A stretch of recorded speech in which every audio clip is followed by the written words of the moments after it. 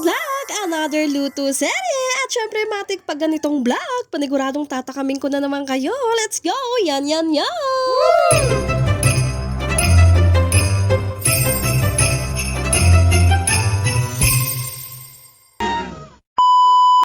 Ito na nga ang ating mga kompletos recados. Magluluto nga tayo ngayon ng lechong paksiw. Syempre, pangunahing sangkap ang ating lechon. Toyo, mang tomas, dahon ng laurel, wangba, enyo ni mang karding, konting pamintang buo, pamintang durog, sukang irok at asukal. Late upload na nga to mga mare. Pasensya naman. Galing nga kami ng Batangas nung Sabado dahil 7th birthday nga ng pamangkin ng asawa ko. Doon na nga kami natulog dahil gagabihin na nga rin kasi kami. Abay, shoutout nga pala kay Maring Rachel at paring Chimboy sa kanilang pasyarat ko na etang lechon. Abay, salamat. Abay, ayun na nga, pinagsabay na nga natin igisa ang sibuyas at bawang. Total mahilig naman kayo magsabay-sabay. Huy, char! Nilagay na nga din natin ang dahon ng laurel para sa aroma at pamintang buo. Dini nga natin igigisa muna ang ating karneng lechon. Pwede nyo nga din tong gawing recipe kung meron kayo dyang natirang lechong manok o lechong kawali. Same ingredients lang din naman yun mga mare.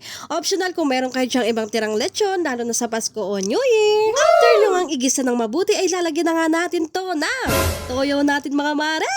Tandaan nyo, hindi masarap ang buhay pag walang toyo. Nasa sa inyo na nga mga mare kung gaano karami ang ilalagay nyo. Sapat lang, wag mong sobrahan, baka masaktan ka. Huy, char! Then nilagyan ko na nga rin ng 2 basong tubig para naman lumambot pa ng konti yung mga balat ng lechon dahil medyo makunat na nga ito. Then sukang irok nga pala ng mga kabitenyo ang ginamit ko din para mas masarap itimpla. Pero kahit anong suka naman mga mare, Gora Bells na yarn. After nga natin pakuluan sa tubig na may suka ay lalagyan na nga natin to ng pamintang durog at asukal para pampabalanse ng lasa. At big shoutout nga pala kay John Malake from Agusan del Sur. At nilagyan ko na nga din to ng isang boting mang tomas. Kung meron naman kayong lechon sauce dyan ay pwedeng mga mare. Mas bet ko lang talaga ilagay sa ganitong recipe ang mang tomas. Pekene men, mang tomas, pagalawin mo ang baso. Charis!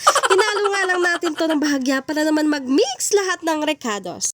One eternity later. After few minutes nga mga mare, ero na nga tayo sa exciting part. Diyos ko, amoy at sarsa pa lang, ulam na.